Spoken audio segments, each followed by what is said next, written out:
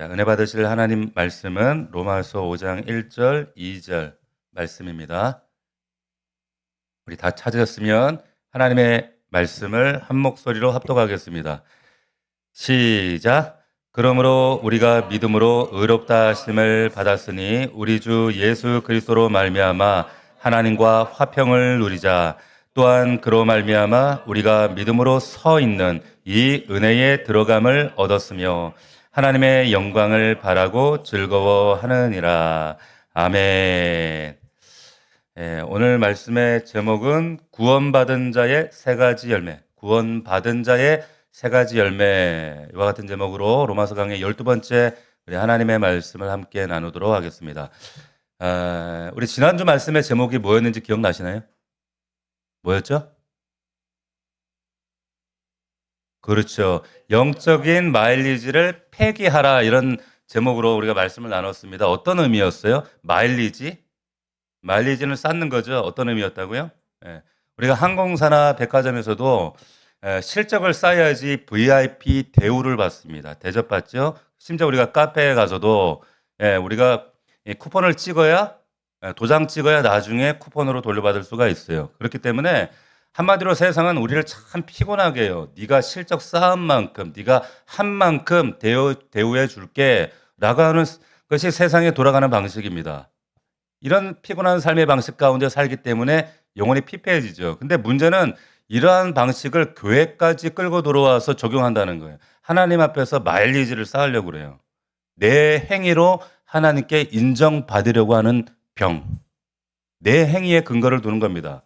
그러니까 유대인들은 어땠어요? 유대인들은 할례를 받았기 때문에 자신들이 의롭게 여김을 받는다, 구원받는다, 이런 생각이 철저하게 이런 생각에 붙잡혀 있었습니다. 그래서 율법을 지키고 절기를 지키고 할례를 지키는 이런 마일리지를 켜켜이 쌓음으로 인해서 그래서 내가 구원받는다, 이런 행위 구원을 이라는 생각을 가지고 있었어요. 그러니까 우리로 말하면 모태신앙, 뭐 우리가 헌금을 많이 드리고 그리고 헌신을 많이 하고 봉사를 많이 하고, 그럴듯한 이런 종교적 마일리지가 잘 쌓여야지 구원받는다? 아니라는 거예요. 절대 아닙니다. 이런 것들이 절대 우리 구원의 믿음의 은혜의 결과는 될 수 있을지 모르지만 이것이 구원의 조건은 될 수가 없습니다. 우리가 그 얘기를 했어요. 오직 무엇으로 구원받아요? 오직 믿음으로 말미암는 하나님의 은혜로, 값없이 주신 그 은혜로 말미암아 우리가 의롭다함을 받는 줄로 믿습니다. 할렐루야. 이걸 절대 놓쳐버리시면 안 돼요. 그리고 이어지는 말씀이 이제 오늘 5장이에요. 오늘 5장에 보면 바울이 이 믿음으로 말미암는 의, 이걸 다른 말로 뭐라고 합니까? 칭의라고 하죠. 칭의. 이 칭의의 결과로 우리가 누리게 되는 열매들을 얘기를 합니다. 이 세 가지 열매를 얘기하는데 그 세 가지 열매가 뭐냐? 화평, 은혜, 소망입니다. 자, 본문을 보세요. 1절을 보시면 그러므로 우리가 믿음으로 의롭다 하심을 받았으니, 칭의를 받았으니 우리 주 예수 그리스도로 말미암아 하나님과 화평을 누리자. 동그라미. 그 두 번째 열매 2절 보시면 또한 그로 말미암아 우리가 믿음으로 서 있는 이 은혜에 들어감. 이 은혜 동그라미 얻었으며 그리고 하나님의 영광을 바라고, 소망 바라고 동그라미. 세 가지 열매예요. 자, 앞에 화면 보시면 나와 있죠. 자, 이 세 가지입니다. 화평, 은혜, 소망, 이 세 가지를 여러분들 잘 기억을 하셔야 됩니다. 자, 첫 번째는 화평이에요. 구원받은 자의 첫 번째 열매, 화평. 자, 1절을 다시 보시면 우리가 이 믿음으로 의롭다 하심을 받았으니 우리 주 예수 그리스도로 말미암아 하나님과 화평을 누리자. 이렇게 나와 있습니다. 자, 오늘 본문이 근데 뭘로 시작하는가? 그러므로 이렇게 시작을 해요. 그러므로. 이 말은 자연스럽게 우리로 하여금 지금 본문 바로 앞의 내용을 우리가 떠올리게, 상기케 해요. 연결을 합니다. 그러니까 접속사 그러므로라고 하는 말은 지금 앞에 내용을 전제하지 않고는 절대로 존재할 수 없는 말이 그러므로라고 하는 단어죠. 그죠? 그렇기 때문에 여러분 본문 앞에 4장 23절, 25절 말씀을 우리가 먼저 한번 읽고 5장으로 다시 넘어오겠습니다. 말씀 보세요. 자, 4장 23절부터 25절 제가 읽겠습니다. 그에게 의로 여겨졌다 기록된 것은 아브라함만 위한 것이 아니요 의로 여기심을 받을 우리도 위함이니 곧 예수 우리 주를 죽은 자 가운데서 살리신 이를 믿는 자니라. 25절 우리 다 같이 시작. 예수는 우리가 범죄한 것 때문에 내줌이 되고 또한 우리를 의롭다 하시기 위하여 살아나셨느니라. 자, 성경이 뭐라고 말하느냐? 우리가 예수 그리스도 밖에 있을 때, 예수님 몰랐을 때, 하나님을 반역했을 때 철저히 하나님과 원수였고 진노 아래에 있었고 진노의 대상이었다는 것을 성경이 로마서가 말씀을 했어요. 이런 우리를 예수님께서 우리 죄를 대신해서 자신을 내어줌으로 십자가 죽으심으로 우리를 의롭다 하시기 위하여 살아나시고 죽음의 권세를 깨뜨리시고 부활하셨어요. 그리고 등장하는 단어가 로마서에 지금 그러므로입니다. 그러므로 우리가 예수님의 죽으심과 부활하심을 믿어 하나님 앞에 의롭게 되었으니 하나님과 화평을 누리자 이렇게 이어지는 거예요. 자, 이게 이 접속사의 핵심입니다. 그러니까 4장 마지막 부분과 5장 1절 말씀 여러분들 자세히 보시면 근데 지금 이 모든 일을 지금 결국에 누가 하셨다는 거예요. 하나님 쪽에서 먼저 하셨다라는 것을 지금 강조하고 있는 겁니다. 그러니까 우리의 믿음, 그 믿음의 결과로 지금 하나님과 우리가 화평을 누리는 것도 이게 중요하지만 근데 이 모든 것들이 가능하게 된 1차적인 원인이 어디에 있느냐? 하나님께서 그 아들을 십자가에 내어주고 그리고 부활케 하셔서 모든 우리가 짊어져야 될 모든 저주를 끊어버리시고 부활케 하심으로 우리를 의롭게 하신 그 모든 일을 하신 분이 하나님이시다. 하나님께 이 모든 역사가 발현되어진 것이다. 이렇게 말씀하고 있는 겁니다. 출발이 하나님이라고 하는 거예요. 구원은 우리 쪽에서가 아니라 하나님 쪽에서 출발되어진 겁니다. 자, 뜬금없는 얘기를 좀 드리자면 여러분들이 이때까지 사시면서 짝사랑 해보셨죠? 짝사랑 난 태어나서 한 번도 안 해봤다. 다 해보셨죠? 짝사랑이든 사랑이든 다 한 번씩 다 해봤잖아요. 근데 여러분 사랑해보면 여러분도 아시겠지만 이게 누군가를 좋아하고 그 사람 때문에 마음을 조려하고 아파하고 뭐 잠 못 이루고 뭐 기뻐하고 이런 모든 것들 이런 것들 다 경험이 있단 말이에요. 그죠? 저만 있는 거예요? 다 있죠? 예, 다 있어요. 다들 있습니다. 그러니까 사랑해본 사람들은 알아요. 여기 사랑하게 될 때, 짝사랑할 때 특히 공식이 있습니다. 어떤 공식이 있는가 하면 그 사랑이 성립되기 위해서는 그 원인이 보세요. 사랑받는 쪽에 있어요? 아니면 사랑하는 쪽에 있어요? 그렇죠. 사랑하는 쪽에 있죠. 사랑하는 쪽에서 그 짝사랑의 사건의 모든 원인과 이유가 거기서 출발한단 말이에요. 자, 그러니까 일반적으로 지금 이 원리를 여러분들이 마음속에 잘 이해하셔야 돼요. 자, 제가 신학생 때 저희 아내를 만났습니다. 제가 아내를 만나서 참 감격하고 하나님 저희가 어떻게 이런 귀한 자매를 그런데 놀라운 건 뭐냐면 일반적으로 하나님 말씀의 사역자로 주의 종으로 부름받은 그 신학생들 전도사들이 자기들 수준이나 능력에 비해서 자매들이 수준이나 능력이 훨씬 월등해요. 뛰어납니다. 이건 일반적인 사건들이에요. 그러니까 보면은 전도사 마누라들이 다 예뻐요. 동의하셔야 될 걸. 일러요, 내가 나가서. 다 이쁘다니까? 이뻐요. 그러니까 왜 그렇게 그 자매들이 전도사들한테 신학생들한테 그렇게 꼬임을 당하는지 제가 잘 모르겠지만 어쨌거나 저도 제가 그 교회 청년부 목사를 할 때 부목사 시절에 목사님 저 사모 되겠습니다. 이렇게 찾아오는 자매들이 꽤 많았었어요. 그러면 저는 굳고 말렸습니다. 내가 볼 땐 너는 아니다. 넌 절대 아니다. 넌 사모길 갈 사람이 아니다. 너 지금 콩깍지가 씌어서 그런 거다. 그러면서 제가 막 뜯어 말리고 근데 말 안 들어요. 콩깍지가 씌어가지고 이건 뭐 무슨 소리 해도 백약이 무효. 근데 이 자매들이 되게 이 교회 오빠, 특히 이제 전도사 오빠들한테 이렇게 홀딱 넘어가는 이유들 가만히 들어보면 대부분 이유가 황당해. 말도 안 돼. 뭐 어떤 그 목사님하고 결혼한 제가 아는 사모님은 왜 결혼했냐 그러니까 목사님이 교회에서 찬양 인도자였대. 찬양 인도를 하는데 찬양 인도하다가 갑자기 머리를 그 모습에 반해가지고 결혼했다는 거예요. 완전 정신 나간 거예요. 이게 완전 이게 이게 무슨 곰이 자빠지는 소리도 아니고 그리고 뭐 등짝이 막 넓어 보였다는 둥. 또 어떤 분은 뭐 같이 커피를 마시는데 커피를 이렇게 딱 마시는데 이렇게 새끼손가락을 가지고 이렇게 하나 이렇게 삐져나오는데 그게 또 이렇게 섹시해 보이더래. 그래 가지고 뭐 결혼을 하기로 작정했다는 둥, 뭐 사람이 너무 막 주님밖에 모르고 순수하고 그 말은 사람이 띨빵하다는 얘기예요. 순수하다는 얘기는. 그거 홀딱 넘어가는 거예요. 근데 여러분 저 같은 경우에는 저희 사모가 저하고 왜 결혼했을까요? 네, 생생한 증언이 있어요. 왜 결혼했을까요? 맞춰 보세요. 예? 에이 아니야, 아니야. 왜 그랬을까요? 우리 집 사모 말로는 불쌍해 보였대. 맞아요. 짠해서 불쌍해 보였다는 거예요. 다른 말로 보면 찌질해 보였다 그 말이에요. 그래서 참 불쌍하다. 아.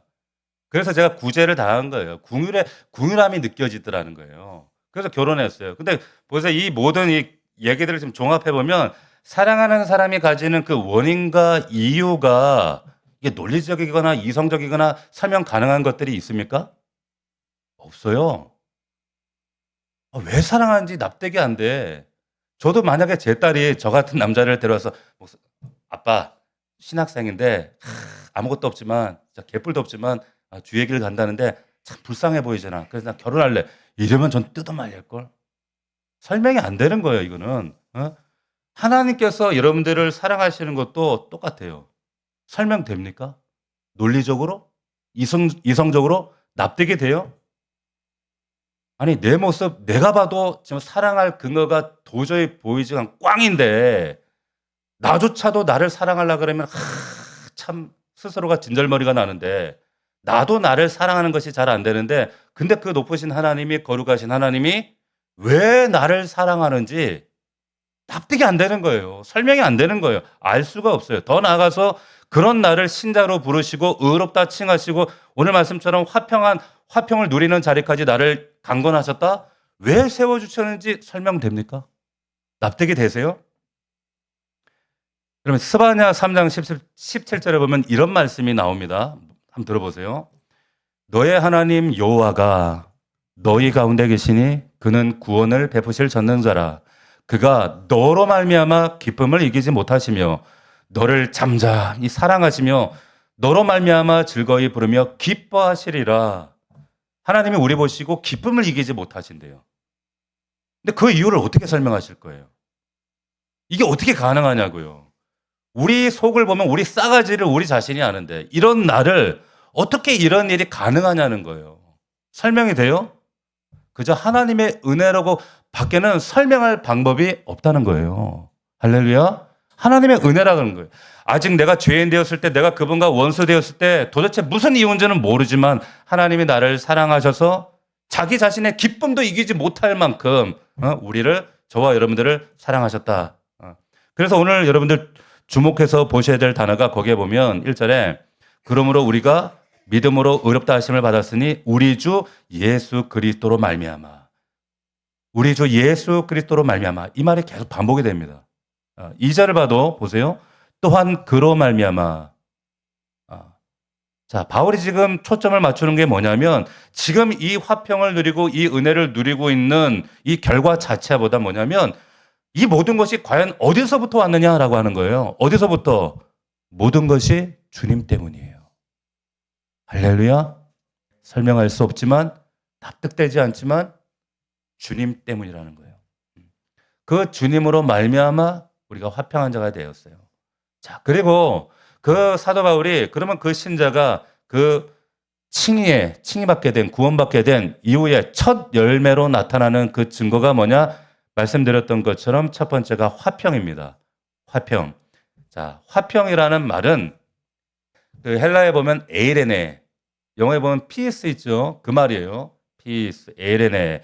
헬라 공부하면 제일 먼저 배우는 단어가 이 에이레네라고 하는 단어인데 성경에 보면 이 화평을 평강 혹은 평화, 평안 여러 가지 단어로 다르게 번역을 했어요. 근데 구약의 히브리어로는 번역하면 이게 어떤 단어일까요? 여러분들 잘 아시는 뭐예요? 샬롬. 그게 샬롬이에요. 화평, 평안, 평강. 근데 히브리어는 샬롬. 근데 우리가 여기 보면 성경이 하나님과 화평을 누리자 이게 권유형으로 나와 있습니다. 권유형이에요. 근데 다른 성경, 원문 성경이나 다른 성경 어디를 봐도 이렇게 권유형으로 우리 개역개정처럼 화평을 누리자 이렇게 나와 있지는 않습니다. 뭐라고 나왔냐면 하나님으로 더불어 화평을 누립니다. 이렇게 나오고 있어요. 자, 그러면 화평을 누리자, 화평을 누립니다. 같아요, 달라요? 여러분들 표정 보니까 그게 그거 아닙니까, 목사님? 하는 표정인데 달라요. 그렇게 생각하기 때문에 여러분들은 안 되는 거야. 그래서 제가 여러분들 설명을 드리는 거예요. 자, 이 둘의 차이가 생각보다는 굉장히 큰 차이가 있습니다. 왜 그런가 하면 누리자, 누린다라고 하는 이 단어가 이게 의역을 넘어가지고 인간의 주관적인 개입, 판단이 너무 많이 들어가 있어요. 무슨 말이냐면 하나님과 화평을 누리자 그러면 하나님과 화평을 우리 인간들이 누릴지 말지 우리 편에서 결정할 수 있다라고 그런 뉘앙스가 들어가 있어요. 맞습니까? 화평을 누리자, 화평을 누리지 말자. 그렇잖아요. 근데 여기서 말하는, 지금 성경에서 말하는 이 화평한 상태는 주관적으로 내가 느끼고 싶을 때 내가 느끼고 가지고 싶으면 가지고 하는 그런 감정적인 평화가 아니에요. 전혀 아닙니다. 그래서 정확한 번역은 뭐냐? 누린다. 그게 아니라 하나님과 더불어 화평을 누립니다. 이게 바른 번역입니다. 바른 뜻이에요. 그러니까 권유형이 아니라 이거는 이미 일어난 사건에 대해서 직설적으로 지금 선포하는 거예요. 자, 우리가 하나님과 더불어 화평을 누리게 되었다는 것. 칭의 열매로 첫 번째 열매가 이 평화인데, 화평인데, 중요한 것은 이때 잘 보세요. 하나님이 주시는 평화와, 자, 화면에 보시면 제가 이해할 수 있게, 자, 이렇게 보여드려요. 보면 하나님이 주시는 평안, peace, 다시 말하면 peace of God하고, 그리고 오늘 본문에서 말하는 하나님과 더불어 누리는 평안, 이걸 여러분들이 구분하셔야 됩니다. 달라요. 다시, 여러분 하나님이 주시는 평안, peace of God, 하나님의 평강이에요. 근데 반면에 지금 여기 성경에서 오늘 본문에서 말하는 이 바울이 얘기하는 것은 peace with God이에요. 하나님과 더불어 누리는 평강입니다. 전혀 달라요. 자, 여러분들이 잘 아시는 돌아가셨지만 빌리 그레임 목사님이 계셨어요. 우리 여의도에서 100만 명 집회, 제가 기억하기로는 그 여의도에 저희 어머니도 가셨다 그런 얘기를 제가 들은 적이 있는데 그 100만 명 모여가지고 성도들 일주일 동안 집회하고 했던 목사님, 우리나라에 굉장히 어떤 그 복음적 영향을 많이 미쳤던 분인데 이 빌리 그레임 목사님 책 가운데 굉장히 유명한 책이 하나 있습니다. 그게 뭐냐? 여기 Peace with God이라는 책이 있어요. 굉장히 유명한 책인데 이 오늘 본문을 근거한 책입니다. 근데 이 책이 유명하게 된 이유가 있어요. 그 이유가 뭔가 하면 이 빌리 그레임 목사님이 돌아가시기 전에, 그리고 북한의 김일성이 죽기 전에 이 북한 땅을 방문한 적이 있습니다. 빌리 그레임 목사님이. 그래서 만났어요. 그래서 만나기 전에 이 빌리 그레임 목사님이 이 김일성 주석한테 뭘 선물할까 이렇게 이런저런 고민을 하다가 생각하는 것이, 야, 돈도 안 들고 내 책 선물해야겠다. 그래가지고 책을 선물하시는데 그 책 이름이 Peace with God이라는 책이에요. 이 책. 그런데 그러면서 그 김일성이 하고 복음을 전하고 하나님에 전하고, 그리고 여러분 아시는지 모르겠지만은 김일성의 어머니가 아주 독실한 크리스찬입니다. 강반석 권사라고 하는 굉장히 아주 믿음이 독실한 분이었는데, 그럼 어머니 얘기도 나누면서 이런저런 얘기를 하는데, 근데 가만히 보니까 김일성이 전혀 행복해 보이지 않더라는 거예요. 보세요. 그 주석궁의 김일성 궁전에서 그 모든 호의호식을 누리고 권력을 누리고 그 화려함을 누리고 모든 세상의 명예의 정점에 있는 김일성이가 근데 전혀 행복해 보이지 않더라는 겁니다. 다 가졌는데, 다 누리고 있는데. 예. 그래서 빌리 그레임 목사님이 그 얘기를 하면서 이 사람이 참 불쌍해 보이더라. 행복해 보이지 않더라. 왜냐? 왜 그럴까요? 하나님과의 관계가 평안하지 않은데 어떻게 행복하겠어요? 그러면 지구상에, 이 땅의 모든 사람들은 우리 살면서 평안을 갈망합니다. 필요로 해요. 열망하죠. 평안해야 돼. 그래서 우리가 지금 복잡하게 이 힘든 이 세상을 살지만 그럼에도 불구하고 우리 집안이 좀 평안하고 내 인생에 누군가에 의해서 휘둘리지 않고 좀 평정심을 유지하고 마음의 고요함을 누리고 안정감을 누리고 참 이렇게 살고자 하는 그런 열망들이 있어요. 이건 돈으로 살 수 없는 이건 축복이죠. 이런 평안은 하루에도 우리가 수십 번씩 마음을 뒤집어 놓는 이 풍랑 경랑들을 만나는데 얼마나 이런 것이 가능하다면 얼마나 좋겠어요. 그래서 평안을 갈구한단 말이에요. 근데 이것은 심리적인 평안에 가깝죠. 자, 여러분 빌립보서 4장 7절 말씀 보면 여러분 암송하시는 분들이 있을 거예요. 자, 모든 지각에 뛰어난 하나님의 평강이 그리스도 예수 안에서 너희 뭘 지킨다?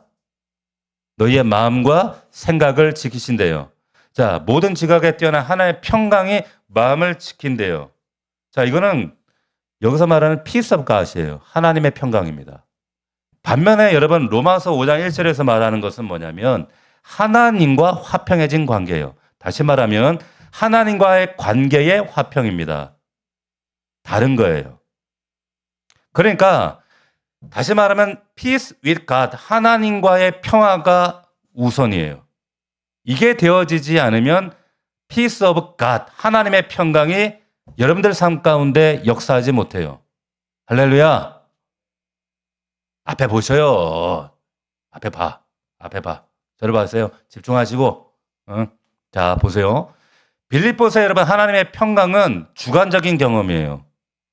그러니까 하나님의 평강이 마음을 지배하고 상을 압도하면 평안할 때도 있어요. 그렇죠? 근데 감정은 수시로 요동친단 말이에요. 이건 주관적인 거예요. 그러나 여기에 나오는 하나님과 더불어 누리는 화평은 peace with God은 객관적 사실을 말하는 거예요. 본문에 이 화평을 누리자는 말, 이 말은 그냥 새로운 거 없던 걸 그냥 누리자 이 말이 아니라 그리스도 예수로 말미암아 하나님과 더불어 화평을 누리는 존재가 이미 되어서 그거 누리자. 이건 객관적인 사실입니다. 할렐루야. 이걸 잘 구분하셔야 돼요. 그렇기 때문에 여러분 peace with God이 선행되지 않으면 peace of God은 절대로 여러분 가정에서 삶 속에서 일어나지 않아요. 뭐 그 평안을 위해서 침대도 좀 좋은 거 쓰자고 흔들리지 않는 편안함. 에이스 침대. 그렇다고 해서 평안 오지 않아요. 반드시 하나님과의 관계가 화평이 이루어져야 우리의 삶 가운데 평강이 이루어진다. 이건 객관적 사실이다. 자, 10절, 11절을 보면 잘 보세요. 우리 읽지 않았지만 5장 10절, 11절을 보시면 여기 화목이라는 단어가 나와요. 보시면 우리가 하나님과 원수되었을 때 그분의 아들이 죽으심으로 말미암아 하나님과 화목하게 되었대. 하나님께서 아들을 화목점을 십자가 매달아 죽여서 우리 사이의 적대적인 관계를 하나님의 진노를 끊어버리시고 종식시키고 화목을 이루어내셨다는 거예요. 그 11절을 한번 보시면 그뿐 아니라 이제 우리로 화목하게 하신 우리 주 예수 그리스도로 말미암아 하나님 안에서 또한 그래서 즐거워하게 되었다는 거예요. 여러분 우리가 사랑 관계도요 불편해지면 틀어지면 마음이 지옥 같아요. 불편해요. 근데 만약에 절대자이신 하나님과 관계가 틀어진다? 그 영혼은요 절대로 평안할 수 없어요. 늘 불안해요. 두려워요. 믿지 않는 자들도 하나님이 없는 사람들이 그래서 늘 초조하고 불안한 거예요. 안식이 없습니다. 그러니까 절대적 힘을 가지신 그분과 적대적 관계에 있는데 어떻게 화평이 있을 수 있겠어요? 그래서 여러분 바울의 로마서 1장 그 18절에 보면 이 보세요. 한번 찾아볼까요? 우리 앞에 넘어가 봅시다. 1장 18절 한번 보세요. 원래 우리는 이런 사람들이었어요. 1장 18절 말씀 한번 읽어보겠습니다. 시작. 진노가 불의로 진리를 막는 사람들의 모든 경건하지 않은 뭐예요? 불경건. 하나님 없음이라 그랬죠. 불의에 대하여 하늘로부터 나타나는 뭐가 나타난다고요? 하나님의 진노가 우리는 이 하나님의 진노를 받을 수밖에 없는 존재들이었단 말이에요. 그런데 이런 존재가 그런 진노 관계에 있던 우리들이 오늘 5장 1절에서 어떤 일이 일어났습니까? 예수님께서 그 진노를 십자가에서 대신 담당하셨기 때문에 우리가 하나님과 화목하게 되었다. 화평하게 되었다. 그 관계에 들어가게 되었다라고 지금 말하고 있는 게 지금 1절의 말씀이에요. 하나님과 화평을 누린다는 의미가 바로 그 의미예요. 객관적 사실이다 이 말이에요. 주관적 느낌하고는 다릅니다. 그러니까 하나님과 화평을 얻었다는 것은 예수님께서 십자가에 죽으신 것을 무효로 할 수 없는 것처럼 이 객관적 사실은, 이 화평한 사실은 명백한 현재 사건이고 우리가 누리고 있는 불가역적인 현실이다라는 것을 선포하는 거예요. 할렐루야. 예를 들어 볼게요. 자, 우리나라에 지금 북한과 지금 우리가 전쟁이 끝났어요?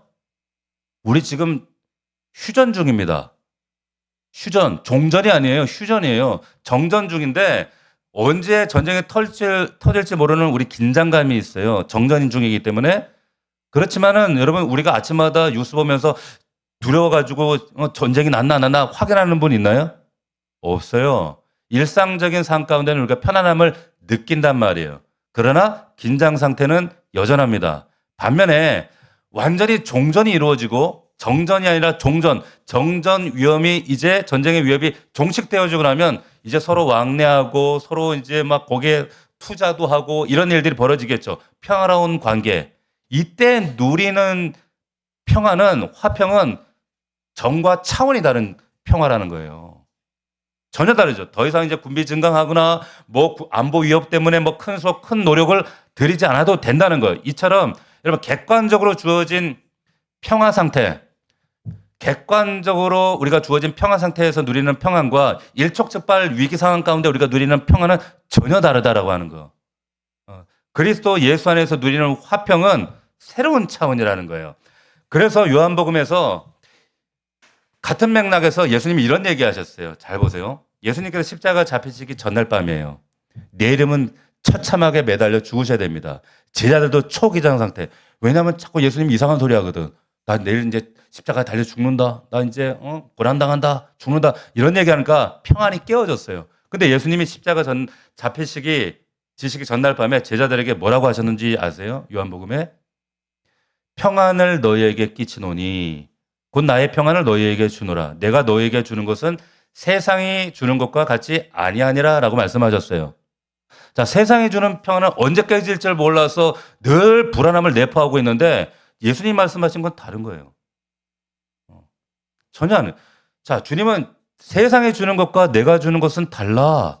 그러니까 두려워하지도 말고 근심하지도 말고 이 평안을 받아야 돼. 불안한 평화가 아니라 완전한 평안을 말씀하시는 겁니다. 주님이 이 말씀하시고 다음날 십자가 이제 죽으셨어요. 부활하셨어요. 다락방에 제자들이 모여 있습니다. 모여 있는데 예수님 찾아오셔서 하신 말씀 여러분 기억나세요? 뭐라고 하셨어요? 너희에게 평강이 있을지어다. 지금 당장 그 로마 군인들이 닥칠지도 모르는데 그 상황 가운데 불안에 떨고 있는 제자들에게 너희에게 평강이 있을지어다 라고 말씀하셨어요. 왜 그래요? 예수님 십자가 죽으심으로 하나님과 평화를 누릴 수 있는 관계 회복을 이루셨기 때문에 그 십자가 사건이라는 명백한 근거 위에서 지금 5장 1절에 대해서 우리가 아멘 할 수 있는 거예요. 그래서 제자들이 담대할 수가 있는 겁니다. 할렐루야. 자, 5장 1절을 우리 그런 견지에서 다시 한번 읽어보도록 하겠습니다. 시작. 그러므로 우리가 믿음으로 의롭다 하심을 받았으니 우리 주 예수 그리스도로 말미암아 하나님과 화평을 누리자. 십자가 사건 이 명백한 근거 위에서 우리는 화평하다 이거예요. 불가역적이다. 구원은 보장되었고 우리는 하나님의 사랑에서 절대 끊을 수 없다라고 선포하고 있는 겁니다. 그렇기 때문에 여러분 보세요. 우리가 하나님과의 이 평강, peace with God, 이걸 누리기 위해서는 뒤에 peace of God, 하나님의 평강을 누리기 위해서는 반드시 먼저 선행되어지고 전제가 되어져야 되는 게 뭡니까? peace with God이에요. 우리가 하나님의 평강을 누리기 위해서는 하나님과의 평화가 먼저 성립되어져야지 여러분들 삶 가운데 평강이 찾아와요. 할렐루야. 제 얘기가 아니라 성경이 말하는 진리예요. 그렇기 때문에 복음 안에서 일어난 이 객관적인 사실, 하나님과 화평한 관계가 되었다는 사실을 내가 붙잡고 그리고 그래야지만이 하나님 주시는 평안을 삶 속에서 누릴 수 있다라는 뜻이 되는 겁니다.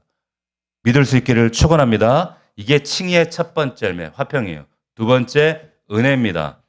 자, 믿음으로 의롭다함을 받은 사람들이 누린 두 번째 결과가 뭐냐? 2절, 우리 화면을 보시면 2절 보세요.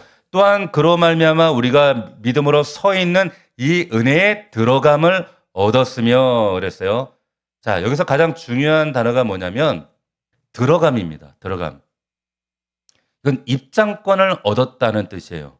근데 일회성 무료 입장권을 말하는 것이 아니라 마음대로 출입할 수 있는 은혜의 입장권을 얻었다 그 얘기를 하는 거예요. 그러니까 하나님께 나아갈 수 있는 상시 접근권을 얻었다 이 말이에요. 근데 버킹엄 왕궁에 저는 가보지 않았지만은 거기 근위대가 쫙 서 있죠. 아무나 들어갈 수 있어요? 근데 통과해요. 들어갈 수 있다는 거예요. 왕족들은, 왕가들은. 그러니까 바울이 말하는 이 들어감은 왕의 보호자까지 언제든지 마음대로 들어갈 수 있는 권리를 얻었다. 신분을 얻었다. 왕의 신분을 얻었다. 이런 의미입니다. 그러니까 이 말은 무슨 말이냐면 하나님께서 이제는 우리를 율법의 눈으로 보지 않고 은혜의 눈으로 보시겠다라는 뜻이에요. 만약에 하나님께서 율법의 눈으로 지금도 여러분들 보신다면 저 예배 시간에 졸고 말이여. 딴 생각하고 말이여. 여러분들 딱 들어오는데 너 지난주에 어떻게 살았어? 너 지난주 왜 기도 한 번도 안 했어? 너 지난주 삶 뻔히 다 아는데 뻔뻔하게 앉아있네? 이러면 우리 교회 다니겠어요?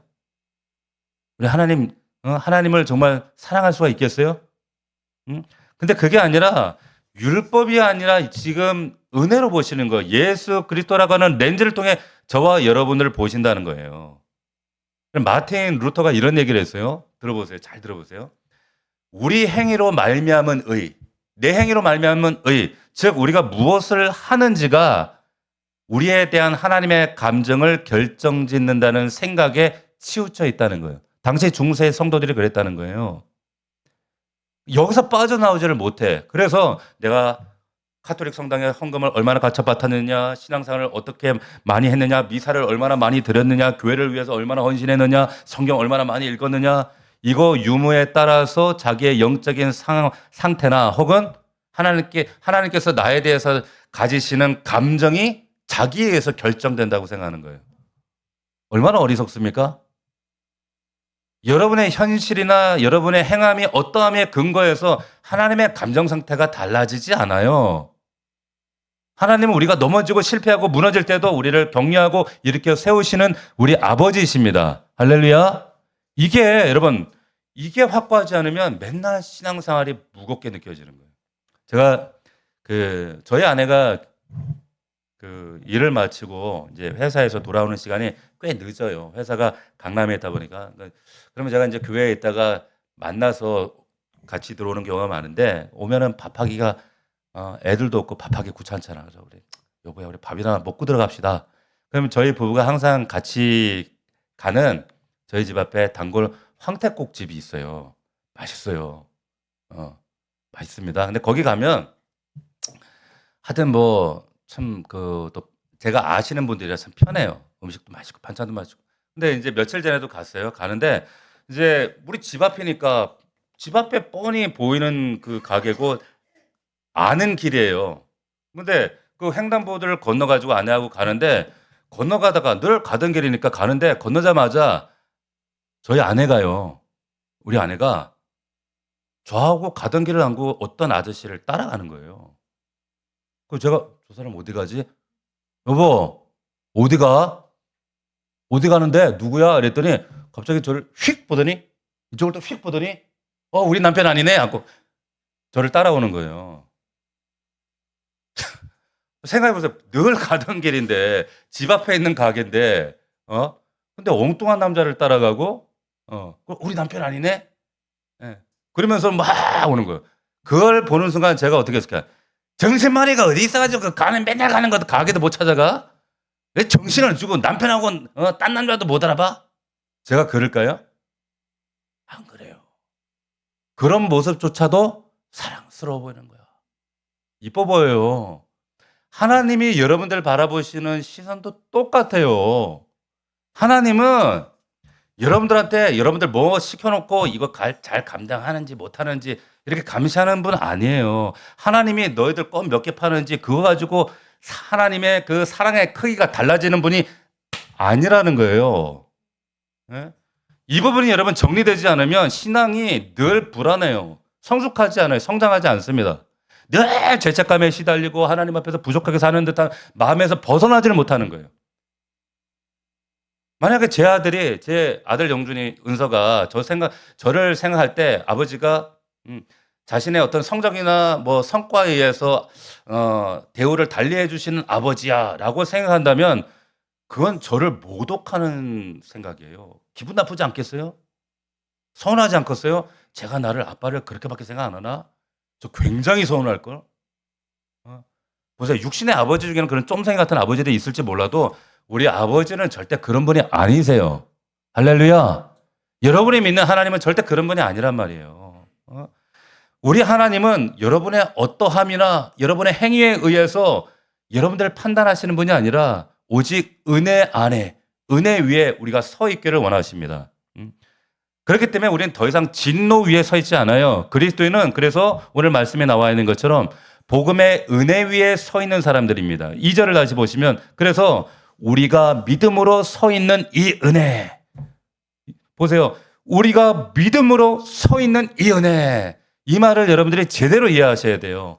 여기 서 있다라는 말은 간신히 버티고 서 있다 이런 말이 아니라 확실하게, 견고하게, 흔들림 없이 확고하게 서 있다 그 뜻이에요. 그러니까 믿는 자들은 은혜 위에 있다가 죄 위에 있다가 왔다 갔다 이런 것이 아니라 오직 은혜 위에 확고히 서 있는 자들입니다. 할렐루야. 이게 너무너무 소중한 복음의 진리예요. 자, 세 번째는 소망입니다. 자, 2절 하반절에 보시면 하나님의 영광을 바라고 즐거워한대요. 소망, 바란대요. 무슨 뜻일까요? 존 메가더라는 목사님, 아주 훌륭하신 목사님이 있는데 돌아가셨어요. 얼마 전에 돌아가셔서 이제 그분의 이제 그 장례식이 있었는데 그 장례식에 아주 유명한 그 싱클레어 퍼거슨 목사님이 추도사하시고 그리고 제가 아주 좋아하는 존 파이퍼라고 하는 목사님이 있어요.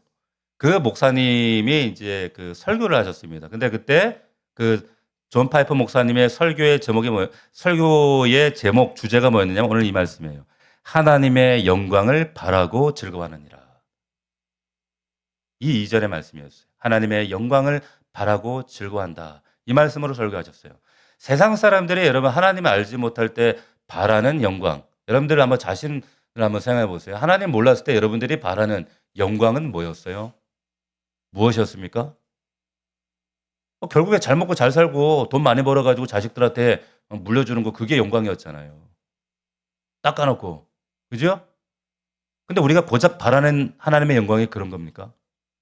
아니잖아요. 여기서 여러분 즐거워하느니라라는 말 여러분 직역하면 다음과 같습니다. 하나님의 영광을 소망하는 가운데 자랑한다 이런 뜻이에요. 앞에서 바울이 자랑하지 말라고 그랬는데 근데 여기서 사용된 즐거워한다는 말은 본래 자랑한다는 뜻이에요. 다시 말하면 하나님의 영광을 소망하는 가운데 그 영광 아름다움을 소망하는 가운데 기쁨에 겨워서 자랑하지 않을 수 없게 되었다 그 뜻이에요. 자, 첫 번째 우리 칭의의 열매가 첫 번째 화평과 두 번째 은혜가 이게 현재의 영역이라면 이 소망은 미래하고 연결되어 있습니다. 하나님의 영광. 그럼 여기서 하나님의 영광이 뭘까요? 옆 사람에게 한번 물어봐요. 하나님의 영광이 뭐야? 물어보세요. 네? 여기서 아마 하나님의 영광은 여러분들이 나중에 하나님 만날 때 마지막 날 누리게 될 영광. 다시 말하면 구원의 완성을 얘기합니다. 영화를 얘기하는 거예요. 네. 그러니까 바울이 초반에서 여러분 하나님 영광에 대해서 어떻게 설명했는지 여러분 기억나세요? 1장 23절에 보면 이렇게 영광을 이렇게 얘기했어요. 썩어지지 아니하는 하나님의 영광을 썩어질 사람과 새와 짐승과 기어다니는 동물 모양의 우상으로 바꿨다는 거예요. 하나님의 영광을 헛된 것으로 바꿨다는 거예요. 그러니까 이런 비참한 죄인이 의롭다함을 받은 이후에 이제 하나님의 영광을 바라보고 즐거워하는 존재가 되었다라고 얘기하는 겁니다. 여러분 당시의 로마의 그리스도인들은 여러분 정말 불쌍한 삶을 살았어요. 왜? 예수 믿는다는 이유로 소외당하고 차별당하고 핍박당하고 무시당하고 그런데 그 와중에 장차올 영광을 바라보면서 견뎠어요. 그럼 원형 경기장 콜로세움 안에서 맹수의 밥이 되면서도 그 믿는 자들이 로마 교회 성도들이 보여줬던 마지막 모습이 그 모습이 기뻐하는 모습 그 소망을 바라보면서 즐거워하는 모습이었다는 거예요. 이 모습이 스포츠에 열광하던 로마 그 시민들이 바라볼 때 콜로세움에서 그 로마 시민들이 그 로마 교회 성도를 바라볼 때 궁금증이 생기는 거예요. 쟤들 왜 저래? 이유가 뭐야? 저 소망에 관한 이유가 도대체 뭐야? 넌지시 어렴풋이 영광을 보기 시작했던 거예요. 여러분 모세 시대로 가보시면 여러분 광야의 백성들이 하나님의 영광을 금송아지로 바꿔버렸어요. 그래서 금송아지를 만들었죠. 하나님이 이것들이 금송아지 만들었다고 진노하셨어요. 진멸해버리겠다고. 그때 모세가 중보자로 하나님 앞에 딱 나섰습니다. 하나님 용서해달라고. 자비를 베풀어달라고. 근데 하나님이 그 기도에 응답하셨어요. 근데 그 이후에 모세가 어떤 기도를 드리냐면 이런 기도를 합니다. 하나님 원하건대 주의 영광을 내게 보이소서. 하나님 영광을 금송아지로 바꿔버린 인간들이 어떻게 하나님 영광을 구해요? 근데 하나님 영광을 구해. 왜? 모세는 백성들이 하나님의 영광을 못 보니까, 보지 못하니까 헛된 금송아지, 헛된 영광을 쫓아보고 그거 만들고 헛짓거리 하고 있으니 앞으로는 헛짓하지 않도록 헛된 것에, 다른 것에 우상에 현혹되지 않도록 이 백성들에게 제발 하나님 영광 좀 보여주십시오. 이렇게 기도를 한 겁니다. 예수님께서 여러분 십자가 지시기 전날 밤에 요한복음 17장을 보면 예수님의 유명한 중보기도가 나와요. 그 기도에 뭐라고 나와 있는가? 아버지여 내게 주신 자도 나 있는 곳에 나와 함께 있어 아버지께서 창세전부터 나를 사랑하심으로 내게 주신 나의 영광을 그들로 보게 하시기를 원하옵나이다. 마지막 죽기 전에 중보기도예요. 저들도 창세전에 그 영광 이 제자들도 이 사람들도 봤으면 좋겠다는 거예요. 그리고 이튿날 십자가에 죽으셨어요. 그 결과로 믿는 자들이 주님의 영광을 우리가 영광을 보게 된 거예요. 할렐루야. 여러분 이 영광을 지금 보고 계시나요? 이 영광이 보여지지 않으면요. 여전히 우리는 우리의 욕망에 이 금송아지로 바꿔가지고 환원해가지고 헛된 금송아지를 만들기에 여념이 없습니다. 그게 인간들이에요. 고린도후서 3장 표현을 빌리자면 성령께서 우리 눈을 가리고 있는 수건을 벗겨주셔서 주님의 영광을 보게 하신대요. 성령께서. 이게 지금 오늘 말하는 지금 바울이 말하는 5장 2절에서 하나님의 영광을 바라보고 즐거워하느니라. 즐거워한다는 거예요. 그러면 여러분 앞날이 두렵지가 않아요. 우리 마지막 궁극적인 종말이 두렵지가 않아요. 언제 부르셔도 담대해요. 그 소망이 있기 때문에. 더 나아가서 이 소망이 있는 자들은 이런 역사가 나타납니다. 3절, 5장 3절, 4절 말씀 우리 같이 한번 5절까지 한번 읽어보겠습니다. 한 목소리로 시작. 다만 이뿐 아니라 우리가 환난 중에도 즐거워하나니 이는 환난은 인내를, 인내는 연단을, 연단은 소망을 이루는 줄 알미로다. 소망이 우리를 부끄럽게 하지 아니함은 우리에게 주신 성령으로 말미암아 하나님의 사랑이 우리 마음에 부은 바 되어진다는 거예요. 할렐루야. 이 소망이 있으면 여러분 현실의 괴로움이 우리를 압도하거나 지배하지 못한다 그 말이에요. 이런 은혜가 있기를 주의 이름으로 축원합니다. 아멘. 자, 말씀 정리하겠습니다. 이런 믿음으로 의롭다함을 받은 믿는 자들, 신자들은 현재 하나님과 화평을 누리고 믿음으로 서 있는 은혜에 들어감을 얻는 자다. 바울이 이렇게 선언합니다. 그리고 장래에 참여하게 될 하나님의 영광을 바라보고 즐거워한대요. 자랑한대요. 자, 오늘 여러분들에게 말씀드린 이 세 가지 열매, 화평, 은혜, 소망, 이 위에서 여러분들 결코 흔들리지 않기를, 그리고 이 증거들이 여러분들 삶 가운데 풍성하기를 주의 이름으로 축원합니다. 하나님과 화평을 누리고 은혜 위에 견고히 서서 살아가는 자들은요, 안정감이 느껴져요. 여러분, 이 하나님과 더불어 화평하는 자들은요, 옆에 가고 싶어요. 왜 그런 줄 아세요? 그런 사람 옆에는 평안이 있거든요. 그 평안이 peace of God이 흘러가요. 반드시 그렇기 때문에 여러분들 삶 가운데 이 하나님과의 화평이 이루어져야 돼요. 누려져야 됩니다. 하나님과의 관계가 평안할 때 여러분 사람과의 만남 속에서도 평안을 만들어낼 수 있는 실력이 생기는 거예요.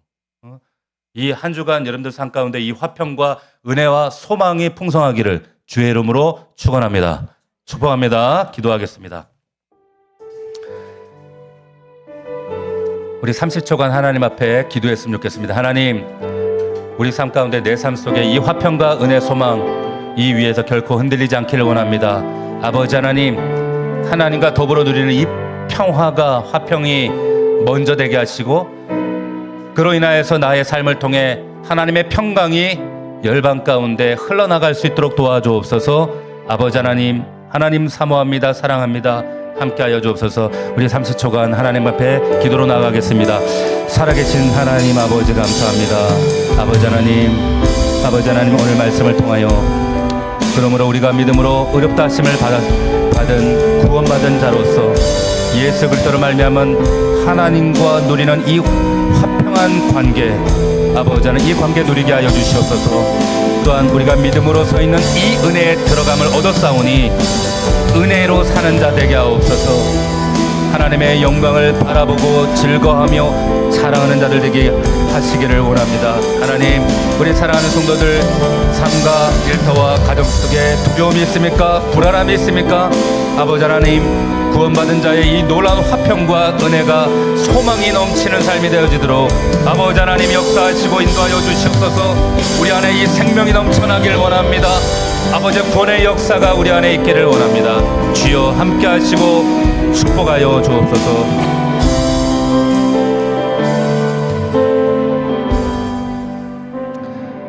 그러므로 우리가 믿음으로 의롭다 하심을 받았으니 우리 주 예수 그리스도로 말미암아 하나님과 화평을 누리자.